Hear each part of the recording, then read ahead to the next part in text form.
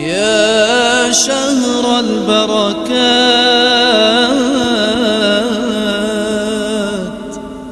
يا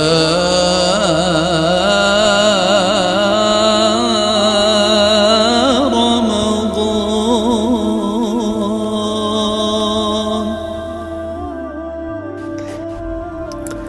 موت کی جو سختیاں ہیں اس کے اوپر بات کرنے سے پہلے ایک اشکال کا ازالہ کرنا چاہتا ہوں.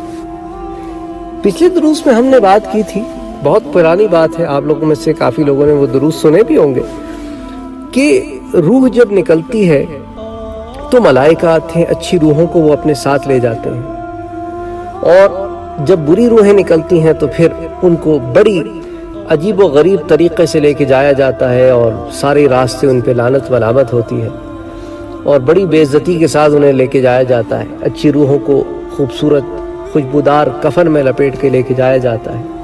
بہرحال تو اب ذہن میں یہ سوال پیدا ہوتا ہے کہ وہ جو دروس تھے ان میں تو کچھ اور نقشہ تھا، اور اب جو دروس پیش کیے جا رہے ہیں ان میں کچھ اور نقشہ ہے.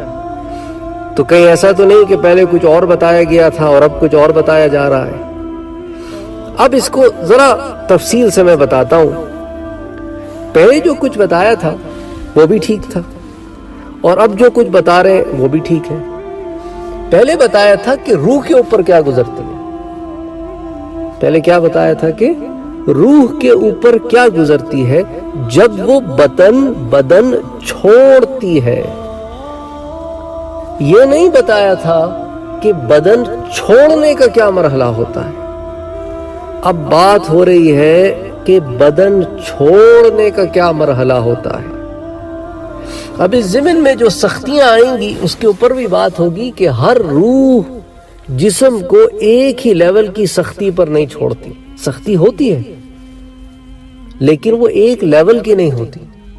جو کافر کو سختی ہوتی ہے اس سے 10 گنا کم سختی ایک مومن کو ہوتی ہے.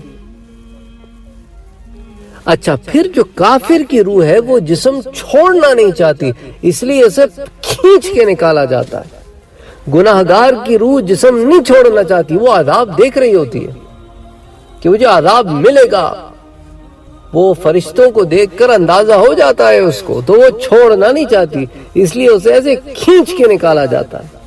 اور جو مومن کی روح ہوتی ہے وہ بدن چھوڑ کے اپنے رب کے پاس جانا چاہتی ہے، لیکن بدن سے نکلنا ایک مرحلہ ہے. تو اس مرحلے کی سختی تو ہوتی ہے، لیکن اس مرحلے کی سختی میں آسانی پیدا ہو گئی. کس طرح؟ اللہ تعالیٰ کی طرف سے جو خاص انتظام ہے، ایسے خوبصورت چہرے والے ملائکہ، اور اتنی خوشبودار کفن، اور اطراف میں ایک عجیب ماحول کہ جس کو دیکھ کر وہ چاہتی ہے کہ ابھی بدن چھوڑ دو. لیکن بدن چھوڑنے کا ایک مرحلہ ہے، اور وہ مرحلہ جو ہے وہ سختی کا مرحلہ ہے. لیکن اس سختی کے مرحلے کے باوجود جب یہ عالم دیکھتی ہے تو اس سختی میں کمی ہوتی ہے، وہ سختی کو نظر انداز کرتی ہے، بھولتی ہے، یا اس کی سختی کی جو ہوتی ہے وہ اس کے لیے اتنی معنی نہیں رکھتی جو آگے کی منزل معنی رکھتی ہے. اور کافر پر وہ بہت بھاری گزرتا ہے وقت. تو اب یہ جو معاملات تھے وہ روح سے متعلق تھے کہ روح پر کیا گزرتی ہے جب وہ بدن چھوڑ رہی ہوتی ہے. اب بات ہو رہی ہے کہ بدن چھوڑتے وقت روح پر کیا گزرتی ہے. چھوڑتے ہوئے نہیں، چھوڑ رہی جب ہوتی ہے، وہ پورا جو ایک پروسیس ہوتا ہے جس کے تھرو آہستہ آہستہ روح اپنے اگلے منزل عالم برزخ کی طرف جاتی ہے. کوشش میری ساتھ ساتھ یہ بھی رہے گی، آپ لوگوں میں سے کافی لوگ کافی عرصے سے کہہ رہے ہیں کہ عالم برزخ پر اور بات ہونی چاہیے، تو عالم برزخ پر بھی ساتھ ساتھ بات کرنے کی کوشش کریں گے اور ان مراحل کو بھی ڈسکس کریں گے. میں جانتا ہوں ان ڈیٹیلز کو جاننے میں ایک انسان کو عجیب سا خوف بھی ہوتا ہے، وحشت بھی ہوتی ہے، لیکن یہ وہ تفصیلات ہیں جو حق ہیں، جو ہوتی ہیں، ہر ایک کو اس پر سے گزرنا ہے. اب دعا کیا کرنی چاہیے؟ دعا یہ کرنی چاہیے کہ اللہ تعالی ہمارا خاتمہ خیر ہو، ایمان پر ہو، اور آپ ہم سے راضی ہوں. جب اللہ تعالی راضی ہوتا ہے اور ایمان پر خاتمہ ہوتا ہے تو پھر یہ ساری مشکلیں آسان بھی ہو جاتی ہیں اور معمولی بھی لگتی ہیں. کیونکہ جسم سے روح کا نکلنا ایک بڑا تکلیف دہ مرحلہ ہے، لیکن اللہ تعالی مومنین کے لیے اس میں آسانی فرماتا ہے۔ تو اس بات کو ذہن میں رکھیں۔ پھر آگے جو باتیں ہو رہی ہیں وہ کنٹیکسچول ہو رہی ہیں کہ آسانی سے مراد آسانی نسبتاً کہ ایک کافر کی روح جب نکلتی ہے تو جس تکلیف سے وہ گزرتی ہے اس سے 10 گنا کم تکلیف سے مومن کی روح نکلتی ہے۔ پچھلے چند ایک دروس میں ہم نے موت کی علامتیں پڑھی، پھر موت کی گرمی اور تکلیف کو پڑھا، مومن کافر اور فاجر کی موت کو دیکھا، پسینے آنے کے اسباب کو پڑھا، رحمت الہی اور عذاب الہی، ان تمام باتوں کو پڑھنے کے بعد اب موت کی سختی کو ڈسکس کرتے ہیں، کیونکہ موت کی سختی تو برحق ہے، وہ ہر ایک پر آتی ہے۔ اس سختی میں اوپر نیچے ہو سکتا ہے معاملہ، بازے پہ زیادہ بازے پہ کم آئے گی، لیکن موت کی سختی تو ہے۔ اور موت کی سختی کا علم صرف ہمیں اللہ کے رسول ہی دے سکتے ہیں، جو بھی اللہ کے رسول آئے ہیں، کیونکہ انہیں وحی الہی کے ذریعے ایک ایسا علم ہے کہ جس نے موت کی سختی برداشت کی وہ بیان نہیں کر سکا، کیونکہ وہ رہا ہی نہیں۔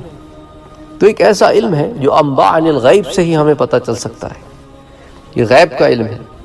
بہرحال اس ضمن میں چند ایک چیزیں دیکھتے ہیں کہ حضرت سیدنا امام اوزاعی رحمۃ اللہ علیہ نے فرمایا، یہ امام اوزاعی کا قول ہے، اور آف کورس ائمہ کرام کا قول جو ہے وہ کسی علم پر ہی ہوتا ہے۔ تو امام اوزاعی رحمۃ اللہ علیہ نے فرمایا کہ ہمیں یہ بات پہنچی ہے، تو آگے انہوں نے یہ بات بتائی کہ ہمیں یہ بات پہنچی ہے کہ مومن موت کی سختی قبر سے اٹھنے تک پائے گا، کہ موت کی سختی ایسی ہوتی ہے۔ ٹھیک ہے، اس قول کو احوال القبور میں جمع کیا گیا ہے پیج نمبر 119 پر۔ تو انہوں نے ایک قول بیان کیا اپنا، جس کی بیسس کچھ اور روایتیں ہیں جو میں ابھی آپ کے سامنے پیش کروں گا۔ اچھا، اسی طرح حضرت سیدنا حسن بصری رحمۃ اللہ علیہ سے روایت ہے کہ حضور اکرم صلی اللہ علیہ وآلہ وسلم نے موت کی تکلیف اور اس کی شدت کو بیان کرتے ہوئے ارشاد فرمایا، موت کی سختی تلوار کے 300 وار کے برابر ہے۔ تو یہ موت کی سختی کی ایک کیٹیگرائزیشن ہے۔ اچھا، اب سوال اکثر یہ ہوتا ہے جب حضرت حسن بصری رحمۃ اللہ علیہ جو مشہور تابعی ہیں، جن کی ولادت کا زمانہ حضرت عمر فاروق رضی اللہ تعالیٰ عنہ کی دور خلافت کے آخر دور ہے، اور آپ پروان چڑھے حضرت عثمان کے دور خلافت میں، اور حضرت علی رضی اللہ تعالیٰ عنہ کے دور خلافت میں پھر آپ جو ہے وہ بصرہ منتقل ہوئے، مدینے کی آپ کی پیدائش ہے، اور آپ کو یہ شرف حاصل ہے کہ ام سلمہ رضی اللہ تعالی عنہ جو امہات المومنین میں سے ہے، آپ ان کے رضاعی بیٹے ہیں۔ سبحان اللہ، کیونکہ آپ کی والدہ ان کے گھر میں کام کرتی تھی، تو جب آپ روتے تھے، جب آپ کی پیدائش ہوئی، آپ چھوٹے تھے، روتے تھے، تو آپ کی والدہ مصروف ہوتی تھی، تو پھر اس زمانے میں آپ نے ام سلمہ رضی اللہ تعالی عنہ کا دودھ مبارک پیا تھا۔ تو اب اس پہ بعض لوگ جو ہیں وہ یہ بحث کرتے ہیں کہ بھئی ایسا کیسے ہو سکتا ہے، اس وقت ان کا کوئی بچہ تو اس عمر کا تھا نہیں کہ وہ دودھ پلانے کا زمانہ ہو۔ تو ایسے بعض دفعہ ہوتا ہے کہ اللہ تعالیٰ کے فضل و کرم سے چھاتی میں دودھ آ جاتا ہے، یہ اس کو کہتے ہیں کہ مامتا کا تقاضا ہے۔ تو سائنٹیفکلی بھی ایسے ہوتا ہے، ضروری نہیں ہے کہ اس پیریڈ میں ہو آپ جس میں دودھ آتا ہو، بعض دفعہ پیریڈز دودھ کے علاوہ جو زمانہ ہوتا ہے اس میں بھی دودھ آ جاتا ہے۔ It's all about harmonic changes, but anyway Allah تعالیٰ نے پلانا تھا تو پلا دیا۔ ام سلمہ رضی اللہ تعالی عنہ کا رضاعی بیٹا بنانا تھا، بنا دیا۔ اور علماء یہی لکھتے ہیں کہ یہ اس دودھ ہی کی برکت ہے جس سے حسن بصری رضی اللہ تعالی عنہ یا رحمت اللہ علیہ دونوں اقوال ملتے ہیں، کیونکہ تابعی ہیں، تو اللہ تعالیٰ نے ان کو یہ مقام دیا علم میں۔ اچھا، وہی بیان کرتے ہیں کہ اچھا لوگ کہتے ہیں کہ بھئی حضرت حسن بصری تو تابعی ہیں، پھر آپ یہ روایت ایسے کیوں بیان کر رہے ہیں کہ حضرت حسن بصری نے روایت کیا کہ حضور صلی اللہ علیہ وسلم نے فرمایا، کہ انہوں نے تو حضور صلی اللہ علیہ وسلم کا زمانہ پایا ہی نہیں، وہ تو تابعی ہیں۔ تو حضرت حسن بصری کا اپنا قول ہے، آپ نے اپنے شاگردوں سے کہا کہ بیٹا جب میں تمہیں کوئی روایت سناؤں اور صحابی کا نام نہ بتاؤں تو تم یہ سمجھ لینا کہ یہ میں نے مولا کائنات مولا علی رضی اللہ تعالی عنہ سے یہ حدیث سنی ہے، کیونکہ یہ وہ زمانہ ہے کہ مولا علی کا نام لینے پہ پابندی ہے۔ ایک ایسا زمانہ آیا نا، بنو امیہ کا جو دور تھا، کہ مولا علی کے نام لینے پر بھی سزائیں ہو جاتی تھی، تو وہ اس طرح پھر تدریس کا کام تو کرنا تھا، تو وہ اس طرح تدریس کرتے تھے۔ تو یہ روایتیں جو ہے یہ مرفوع نہیں ہیں، یہ متصل نہیں ہیں، یہ مرسل روایات ہیں، جس میں سے صحابی کا نام حذف ہے، اور اس کے پیچھے ایک ریزن ہے کہ ایسا زمانہ ہے کہ اہل بیت کا نام لینا ایک دشوار بات تھی۔ بہرحال وہ پھر ایک لمبی بحث ہوگی، تو بیان کرنے کا مقصد موت کی سختی ہے۔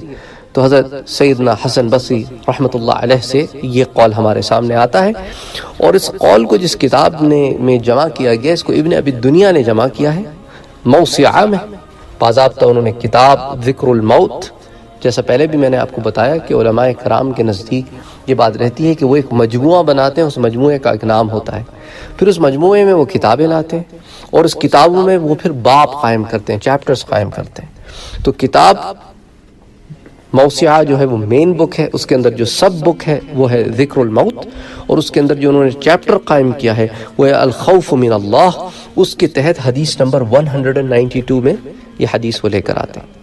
اچھا، اب اگلی حدیث دیکھتے ہیں، یہ حضرت سیدنا ضحاک بن حمرہ رحمۃ اللہ علیہ، ان سے مروی ہے کہ حضور اکرم صلی اللہ علیہ وآلہ وسلم سے موت کے بارے میں سوال کیا گیا۔ حضرت سیدنا ضحاک بن حمرہ سے مروی ہے کہ حضور اکرم صلی اللہ علیہ وآلہ وسلم سے موت کے بارے میں سوال کیا گیا، تو آپ نے ارشاد فرمایا کہ موت کا سب سے ہلکا جھٹکا تلوار کی 100 ضربوں کے برابر ہے۔ تو ایک جگہ حضرت حسن والی جو روایت ہے اس میں موت کی سختی تلوار کے 300 وار کے برابر ہے، وہ ایک کیٹیگری ہے، اور جو سب سے ہلکا ہے وہ 100 ضربوں کے برابر ہے۔ اللہ اکبر، اللہ اکبر، اللہ اکبر۔ اللہ تعالیٰ آسانیاں پیدا فرمائے ہم سب کے لیے۔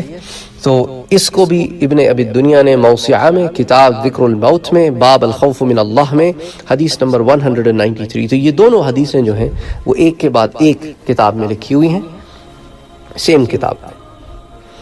اچھا، حضرت انس ابن مالک رضی اللہ تعالی عنہ روایت ہے کہ ملک الموت کا روح قبض کرنا تلوار کے 1000 وار سے زیادہ تکلیف دہ ہے۔ تو یہ بھی ایک سچویشن ہے، لوور فارم بھی بتائی گئی ہے، مڈل فارم بھی بتائی گئی ہے، درمیانی فارم بھی، اور شدید فارم بھی بتائی گئی کہ 1000 وار سے زیادہ تکلیف دہ ہے۔ تو یہ ایک ایکسٹریم فارم ہے۔ یہ جو روایت ہے اسے تاریخ بغداد میں روایت کیا گیا ہے نمبر 1659 کے تحت۔ تو اللہ تعالیٰ موت کی سختیوں سے بچائے، آسانیاں پیدا فرمائے، خاتمہ بالخیر کرے۔ وما علینا الا البلاغ۔